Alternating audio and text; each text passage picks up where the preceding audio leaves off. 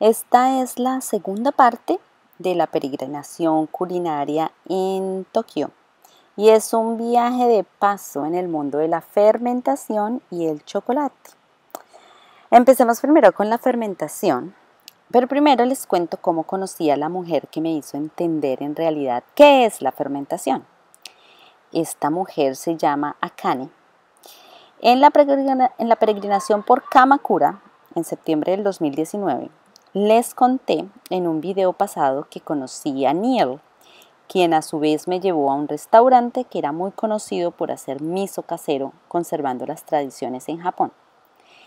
En el restaurante pregunté que si me podían dar una clase de cómo preparar el miso casero. Y Sayaka, quien cocinó para mí ese día, me respondió que el dueño solo da clase una vez al año, que es cuando prepara el miso. Pero me dijo que tenía una amiga que la podía contactar en caso de que me pudiera dar una clase. Así llegué a Akane y coordinamos una clase. Luego empezamos a hablar y caímos en cuenta que juntas estudiamos en el Colegio Schumacher en el Reino Unido unos años atrás y encontramos también una amiga en común. Cuando le pregunté, ¿y por qué te dedicaste a enseñar cómo hacer miso casero? Esta es la historia que Akane me contó. En el 2011 tuve un año muy difícil.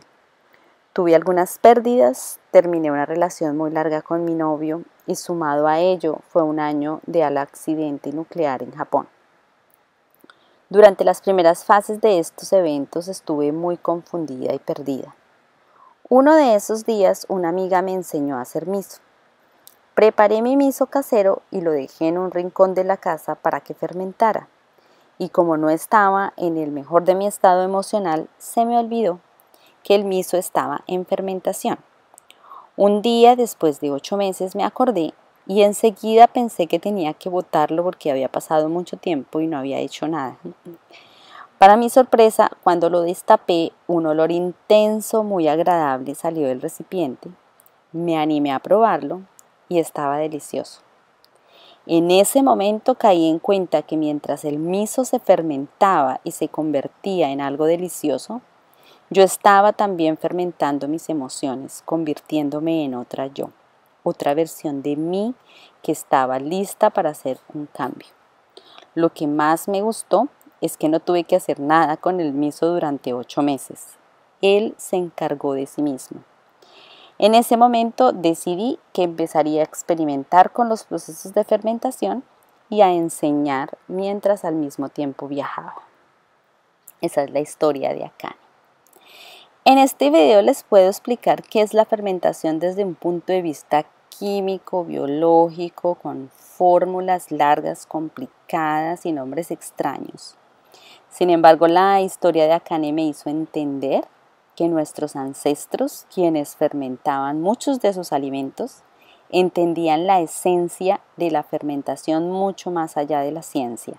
Así que prefiero definir fermentación como el arte de transformar un algo, y ese algo incluye también el ser humano, en otro algo extraordinario, sustancioso y nutritivo. Solo se necesitan las condiciones apropiadas y tiempo que se traduce en paciencia. Algo que me impactó de la clase de culinaria con Akane es que después de explicarme el significado de la fermentación a través de su vida, luego sacó varios pares de medias y les asignó un personaje a cada par. Por ejemplo, un par era el frijol soya, que es uno de los ingredientes para producir el miso, otro era la sal, otro era el hongo que inicia la fermentación, y así con los actores que aparecen durante todo el proceso. Y con ellos hizo una representación teatral para explicarme de cómo la proteína de la soya lentamente se transforma en otros compuestos de mayor valor nutricional y mayor asimilación para nuestro cuerpo. Esta experiencia con Akane, como ustedes me imagino lo sienten también, fue muy creativa e inspiradora. Gracias, Akane. ¿Qué se puede fermentar? Literalmente todo lo que tenga vida. Algunos ejemplos que todos conocemos en los cuales se da la fermentación son la leche se convierte en yogur, la leche se convierte en queso, la cebada malteada se convierte en cerveza, el jugo de caña de azúcar se convierte en alcohol, los vegetales frescos se pueden convertir en encurtidos. Eso es solo por citar algunos ejemplos, y son procesos milenarios que el ser humano lleva haciendo durante hace muchos años. Ahora, el miso es una pasta fermentada de frijol, soya, sal y un hongo iniciador que se empieza a comer el frijol soya y a transformarlo en esa pasta fermentada. Así como se usa el frijol soya, que es una leguminosa, también se pueden utilizar otro tipo de leguminosas como garbanzo y otro tipo de frijoles. El frijol soya es una de las leguminosas más importantes en la alimentación de China y Japón y otras partes de Asia. Y desde hace más de 3000 años se descubrió que el cuerpo puede digerir mejor las proteínas presentes en las leguminosas cuando éstas se fermentan. No puedo dejar de mencionar que, en mi opinión, en este momento en el mundo, abril 6 del 2020, nos estamos fermentando para convertirnos en verdaderos seres humanos o en seres humanos extraordinarios. Ok, continuando con el taller, con Akane, lo más divertido de este taller es que, como ustedes ven en las fotos, el miso lo hice en bolsa plástica, ya que por estar viajando, esa es la forma más fácil de transportarlo. Normalmente se prefiere hacer en un barril de madera que con los años se va añejando. Lo mismo que, igual que las ollas de hacer arroz de las abuelas, que siempre se utilizaba la misma olla toda la vida y el arroz preparado en ellas tenía un sabor especial. Entonces terminé el taller con un bebé que tenía que cuidar durante los siguientes 8 meses o 9 meses, cuidar de la humedad y de los rayos de sol. Este bebé me acompañó durante 4 meses más o menos, después de terminar mi viaje en Japón y de regresarme a India, y hasta que tuve que encontrar una nueva mamá, porque no lo pude seguir cargando en mi maleta o desplazándome mientras viajaba, porque durante el proceso de fermentación la pasta empezó a liberar un líquido, que ese líquido es lo que conocemos como la salsa de soya, un líquido delicioso. Pero entonces las bolsas plásticas empezaron a dejar filtrar esta salsa de soya y ya me hizo muy difícil continuar cargándolo en mi maleta. Aquí los dejo con las fotos de este proceso tan sencillo que es producir miso, en el que la paciencia entre 5 meses a un año es necesario para obtener la pasta con la que se pueden hacer sopas, marinados, salsas, vinagretas, muchas cosas más. Más adelante en este video les cuento sobre el chocolate.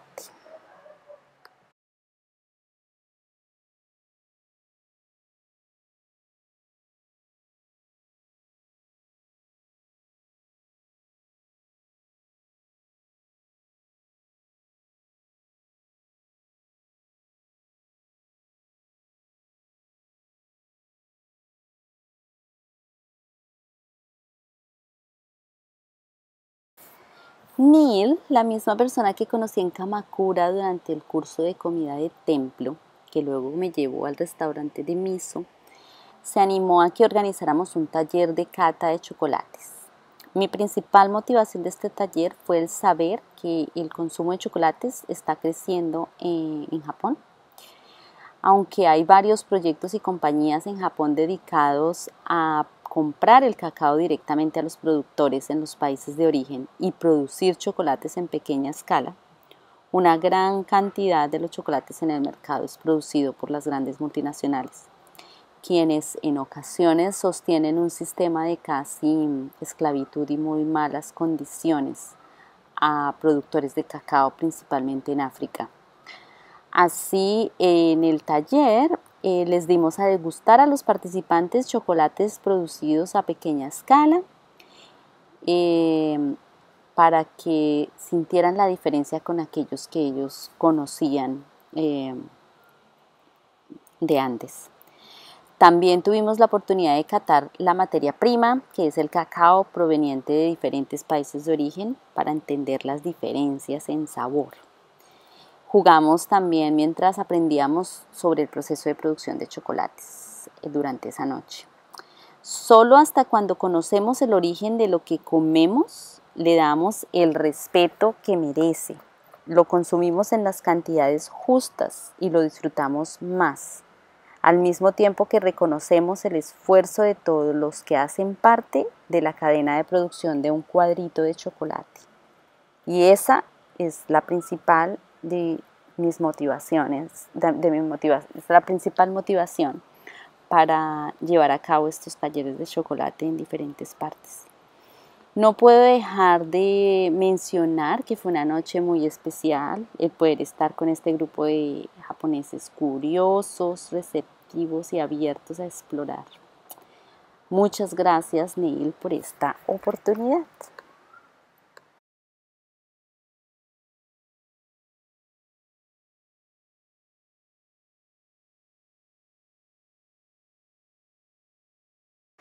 Con las experiencias en Tokio, mi viaje en Japón terminó. Y quiero mencionar algo muy lindo que ocurrió, y es que el vuelo de regreso a India, que fue mi destino después de Japón, el vuelo de regreso era muy temprano, como a las 8 de la mañana, es decir, que tenía que estar en el aeropuerto muy temprano. Entonces decidí alojarme tan solo como a 5 minutos del aeropuerto esa mañana. Entonces salí yo me imagino que como hasta las 5:30, 5 de la mañana, y tenía simplemente que caminar a coger un tren corto que me llevara, estaba a una distancia de solamente una estación. Y cuando empecé a caminar saliendo de la casa donde me hospedé, encontré o escuché más bien a estos pájaros, cientos de pájaros. Iba con mi maleta desplazándome lentamente cuando de repente el sonido de los pájaros me detuvo. Y bueno, decidí grabar este video. Para mí en ese momento fue la despedida del país a mi visita. Y por eso no puedo dejar pasar de contar esta maravillosa experiencia en donde me sentí despedida por cientos de pájaros antes de salir de Japón. Muchas gracias por escuchar y seguimos en sintonía. Chao, chao.